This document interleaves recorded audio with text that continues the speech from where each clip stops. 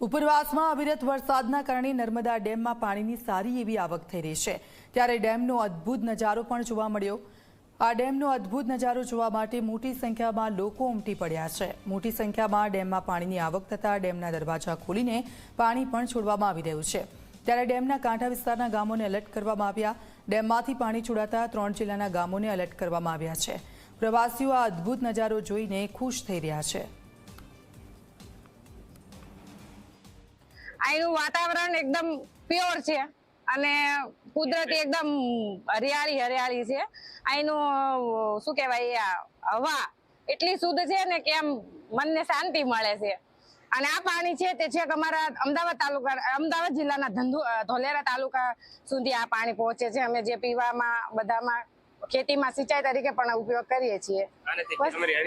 હા, ડેમ જોઈને એકદમ આનંદ થઈ ગયો, એકદમ મનમોહક દ્રશ્ય છે। આજે અમે છે ને સ્ટેચ્યુ ઓફ યુનિટી જોવા માટે આવ્યા હતા, તો ત્યાંથી ત્યાં ડેમ દેખાતો હતો તો અમે નજીક આવ્યા જોવા માટે।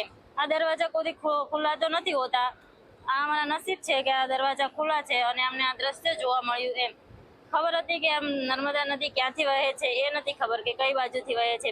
આજ અમે છે ને રૂબરૂપ જોઈ લીધું કે નર્મદા નદી છે ને અહીંયાથી જ વહે છે અને કઈ રીતે વહે છે। અને ત્યારબાદ નીચેના વિસ્તારો મુખ્યત્વે ભરૂચ, બરોડા અને નર્મદામાં ઓલરેડી એલર્ટ આપી દીધેલું છે અને માહિતી પણ વોટ્સએપ, ઈમેલ બધા માધ્યમો દ્વારા જણાવી દેવામાં આવેલું છે અને નીચેના ગામોને ઓલરેડી એલર્ટ કરી દેવામાં આવેલા છે।